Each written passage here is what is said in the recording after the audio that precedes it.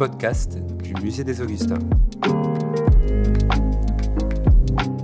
Histoire des arts, objectif bac.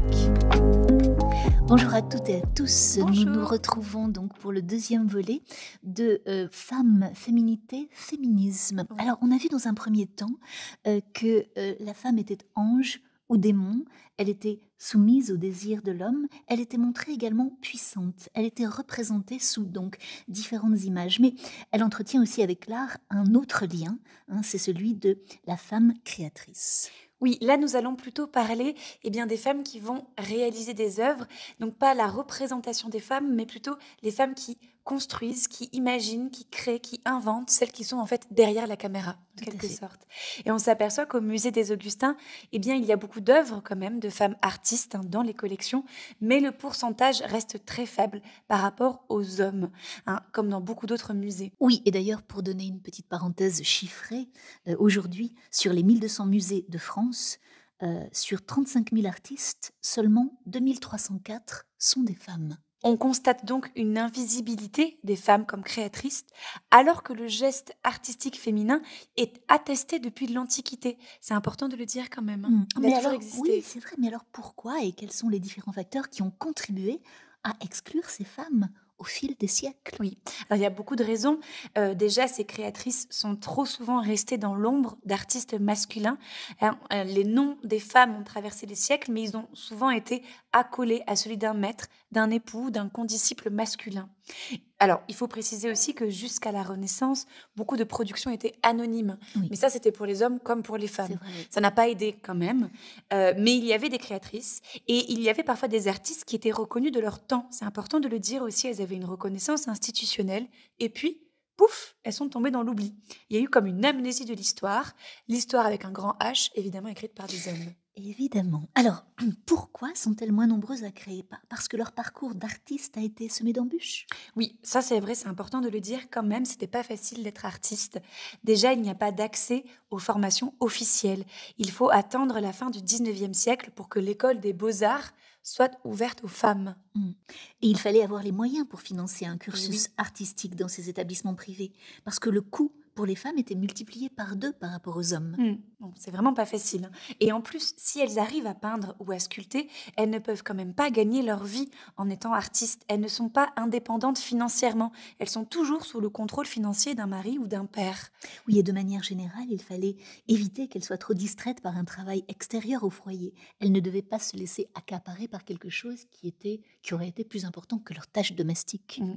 Et quand elles peuvent produire, elles sont en plus cantonnées à un genre en peinture qui est considéré comme mineur. C'est-à-dire qu'on va leur demander de faire des natures mortes ou des scènes de genre, mais surtout pas de peinture d'histoire. Et en plus, les techniques qu'on va leur attribuer seront très souvent dites féminines, comme le pastel.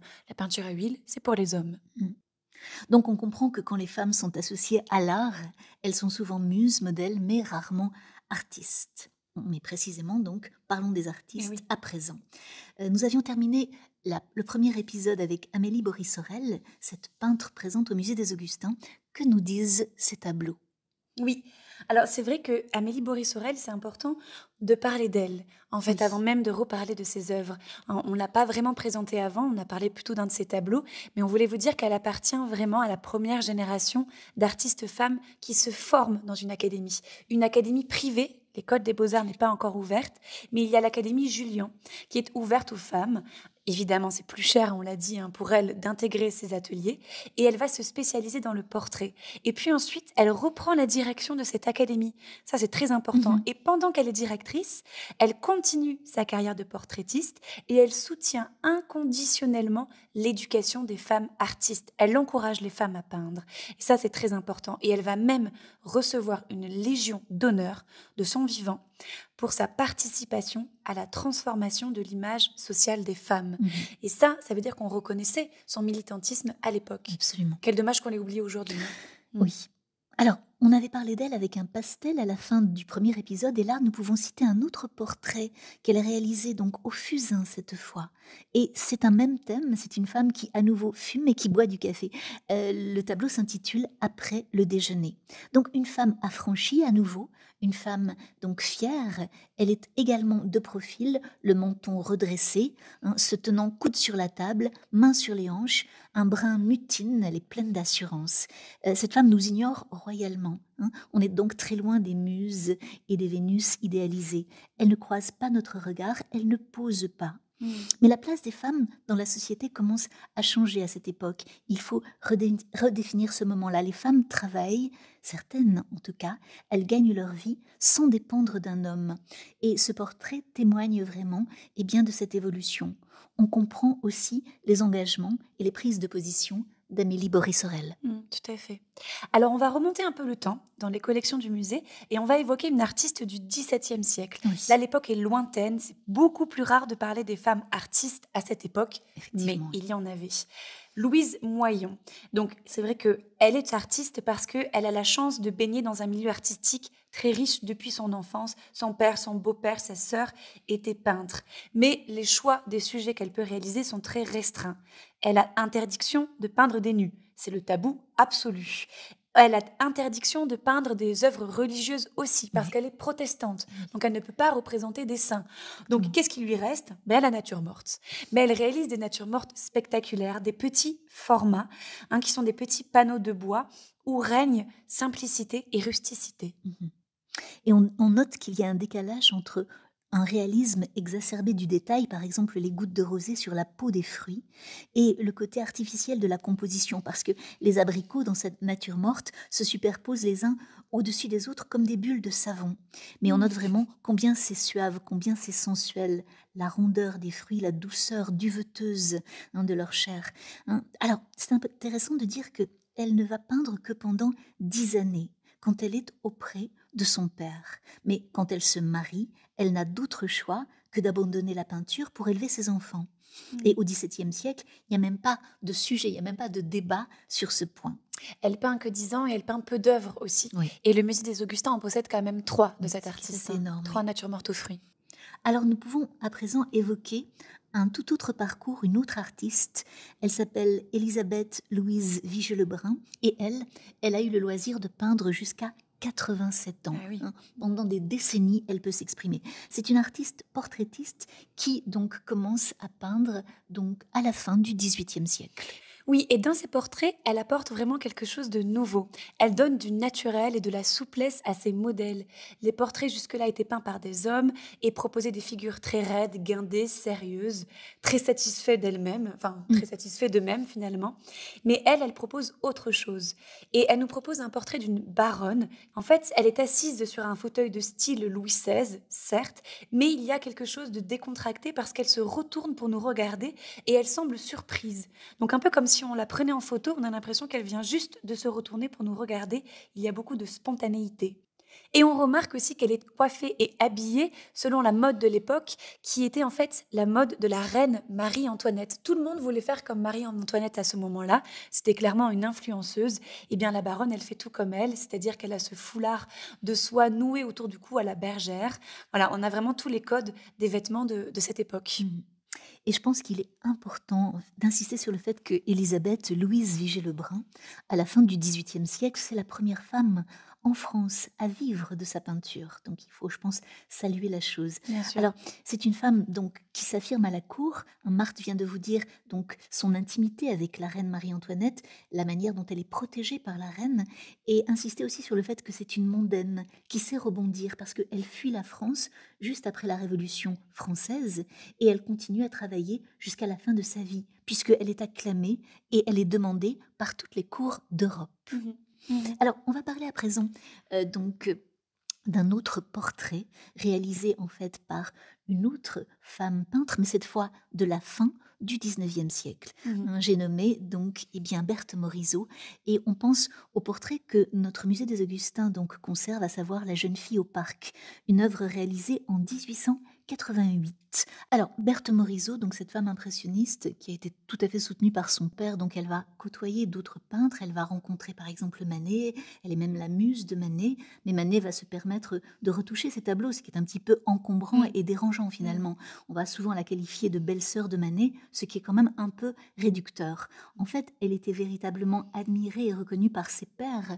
Il y a une trentaine de peintres impressionnistes qui exposent, elle en fait partie, elle est la seule femme, et même un petit peu plus tard, à l'époque des avant-gardes, que ce soit donc Seurat, Pissarro, elle est encore parmi eux et elle compte et elle a vraiment tout son poids.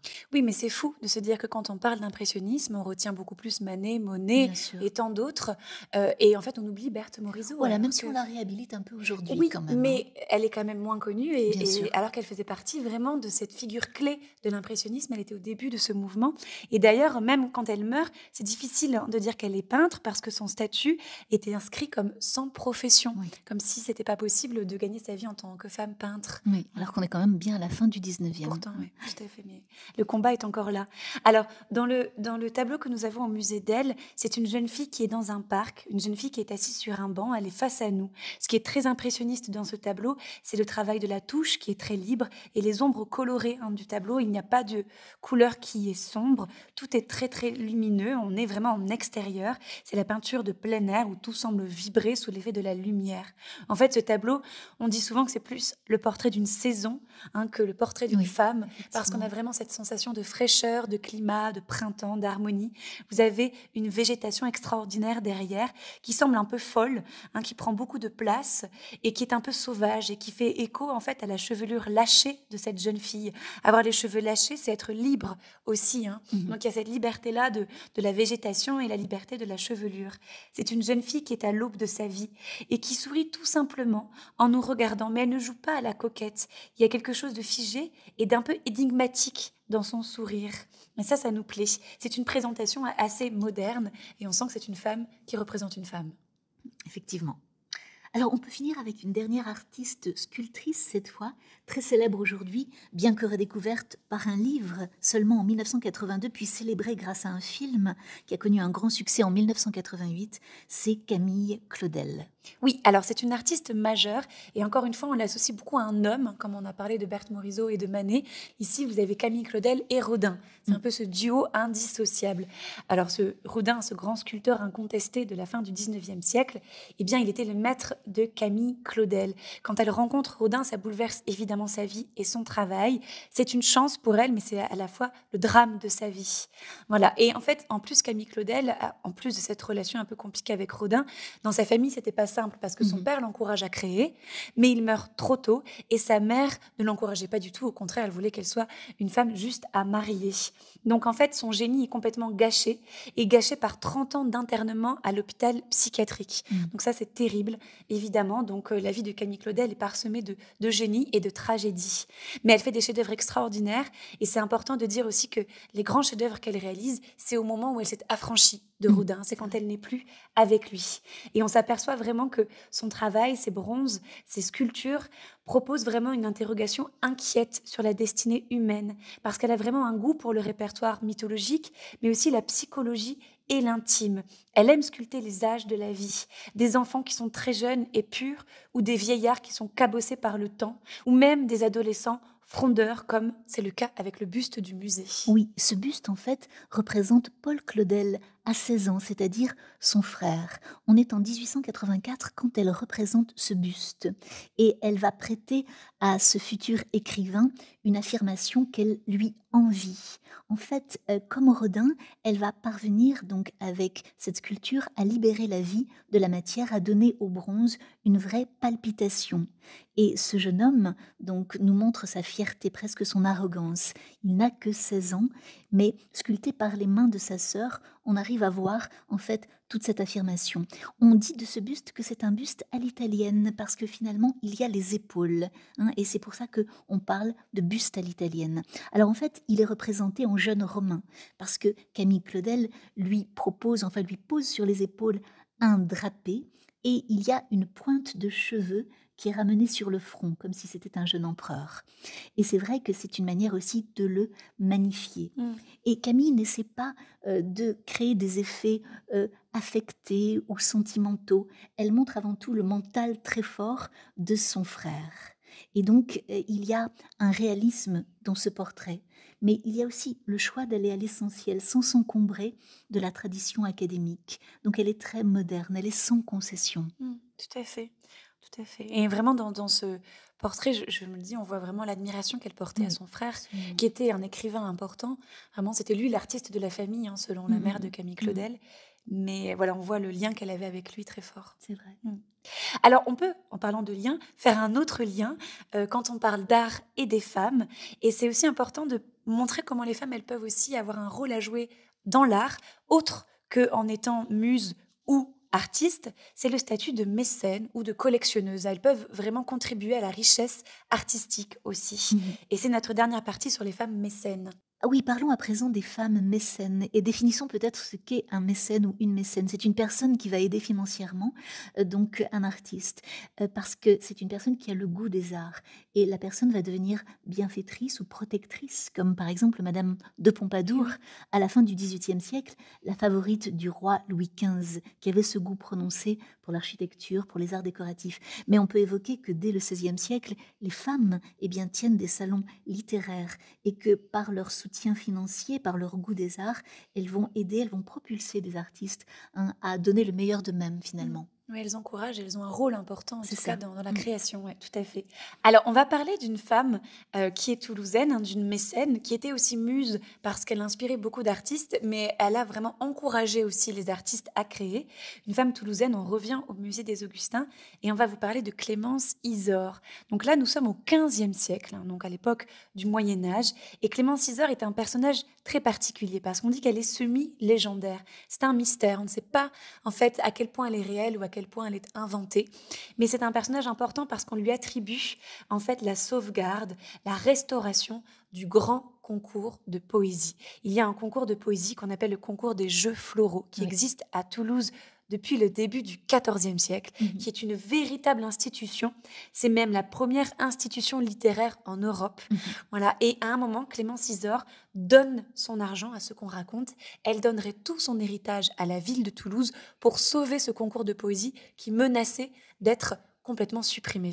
En fait, on ne sait pas vraiment ce qui est vrai ou ce qui est faux, mais sur les registres de comptes de la ville figurait le nom Isor pour signaler que cette femme aurait versé tout son argent pour aider les poètes à rimer. Elle encourage la production donc de poèmes et elle lègue tous ses biens à condition que le concours ait lieu chaque année et il existe toujours aujourd'hui.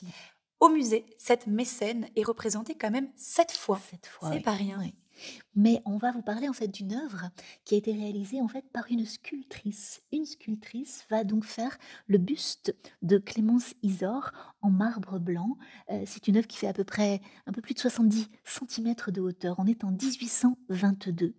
Donc il y a ce buste qui est donc installé sur un support et sur le support il y a donc gravé, ciselé la lyre du poète et les fleurs qui étaient décernées au meilleur poète de l'année. Donc cette Clémence est représentée avec sa coiffure médiévale, ses macarons tressés et enroulés au niveau des oreilles, couverts d'un voile qui est extraordinaire parce que les plis sont réalisés en marbre, mais ils sont d'une telle finesse qu'on les dirait justement en tissu. Oui, et c'est donc incroyable. toute la prouesse en fait de ce buste. Alors, il faut dire qu'au XIXe siècle, les valeurs et l'esthétique du Moyen-Âge sont la référence. On peut dire que cette œuvre s'inscrit dans ce qu'on a appelé au XIXe siècle donc le courant gothique troubadour. Alors il faut vraiment revenir sur Julie Charpentier, la sculptrice du XIXe siècle, auteure de ce buste de Clémence, dont le père était donc graveur et qui logeait au Louvre. Donc elle a passé sa petite enfance donc dans ce lieu de prestige. Incroyable. Elle a été très précoce. Elle a pu avoir certains professeurs, mais elle s'est surtout formée par elle-même. Et ce qu'il faut dire aussi, c'est que c'est en fait de l'État qu'elle recevait ses commandes, ce qui n'est pas rien. Oui, on reconnaissait quand même son travail Absolument. et son talent. Oui, donc c'est vrai que là, on vient de vous parler d'une femme artiste, mais qui représente une mécène. Donc là, on est vraiment dans un milieu très, très féminin, en tout cas pour terminer cet épisode. Et on voulait juste ouvrir aussi avec des mécènes un peu plus actuelles, qui sont des mécènes qui constituent des collections incroyables dans le monde entier. Là, on s'ouvre par rapport au musée aussi. Mais par exemple, on va vous donner des noms qui vont peut-être faire écho, comme Hélène Kroller-Müller ou Peggy Guggenheim. Oui. Voilà, ce nom quand même connu. parle, beaucoup plus connu. Voilà, c'est important aussi de montrer ce que les femmes font encore aujourd'hui. Donc c'est intéressant de parler de ces femmes qui ont vraiment enrichi les collections des musées, qui contribuent à la sauvegarde artistique, qui ouvrent des galeries, voilà, qui font des legs dans les musées par rapport à leurs œuvres. Voilà. Et là, on est au XXe siècle. Tout à fait. Et on vous propose d'ailleurs de terminer cet épisode, de conclure un peu sur toute cette thématique très féminine. Donc on a pu voir que l'image de la femme est très souvent éloignée de la réalité, que son image correspond à des codes très stricts au Moyen-Âge, on l'a vu, et qu'au XIXe siècle, eh bien, elle est un fantasme, elle est un objet de désir. On pourrait même se demander comment, au XXIe siècle, on peut la représenter. Oui, c'est vrai.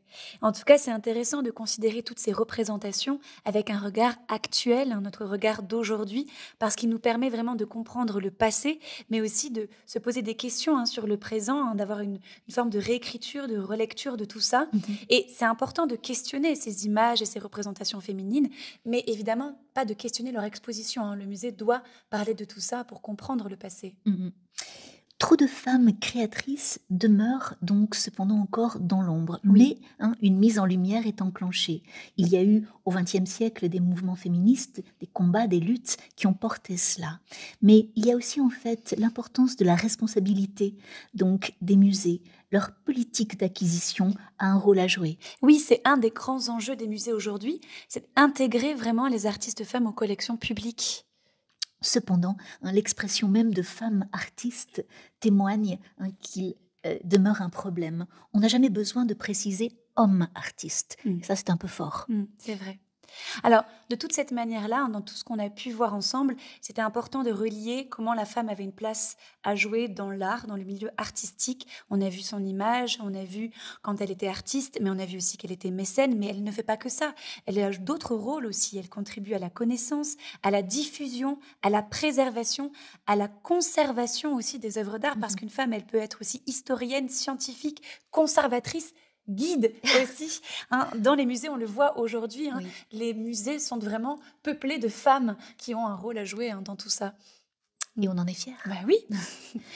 Voilà, donc merci de nous avoir écoutés. Et à très bientôt. Au revoir. Au revoir.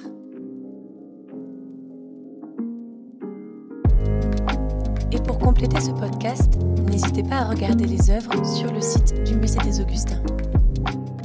Ce podcast a été réalisé par l'équipe du Musée des Augustins. À l'écriture et au micro, Isabelle Ballon-Barberis et Marthe Pierrot. Au montage, Rémi Roig. Et à la coordination, Ghislaine Gelot. Si vous avez aimé ce podcast, n'hésitez pas à liker et à vous abonner.